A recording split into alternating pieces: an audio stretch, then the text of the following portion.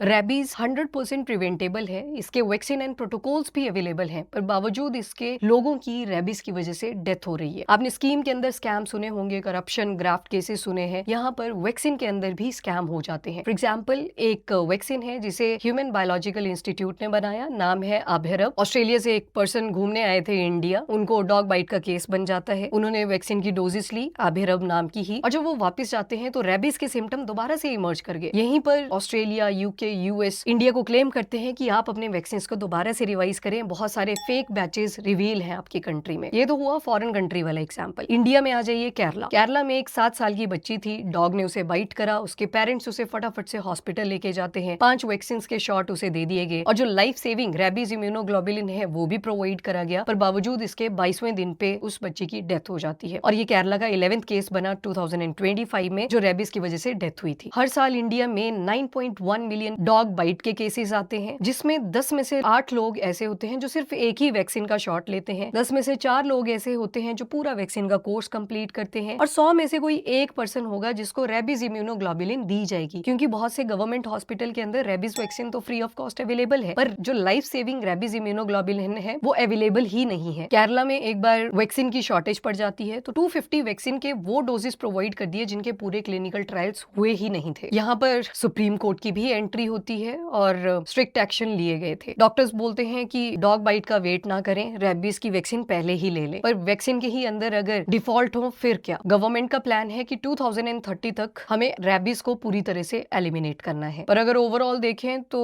20 states ही ऐसी हैं जिन्होंने रेबीज को नोटिफाइबल डिजीज में ऐड करा है। एक एपिडेमिक एक्ट है, उसी के अंदर नोटिफाई करी जाती है डिजीज। वैक्सीन के स्टॉक्स, देन रेबीज इम्यूनोग्लोबुलिन के स्टॉक्स, बोला जाता है कि इनको हम अवेलेबल करवा देंगे, पर ये बोलने में बातें ठीक लगती हैं, ग्राउंड रियलिटी बहुत डिफरेंट है। एक बार क्लिनिकल सिम्टम जब रेबीज के इमर्ज कर जाते हैं, उसके बाद ये 100% फेटल होता है। पर क्लिनिकल सिम्टम से पहले ये 100% प्रिवेंटेबल भी होता है। पर शर्त यही है कि जो वैक्सीन है और रेबीज इम्यूनोग्लोबुलिन है वो सेफ हो, सिक्योर हो। क्या ये क्वेश्चन मार्क उठाता है हमारे गवर्नमेंट, हमारे सिस्टम के फेलियर के ऊपर भी?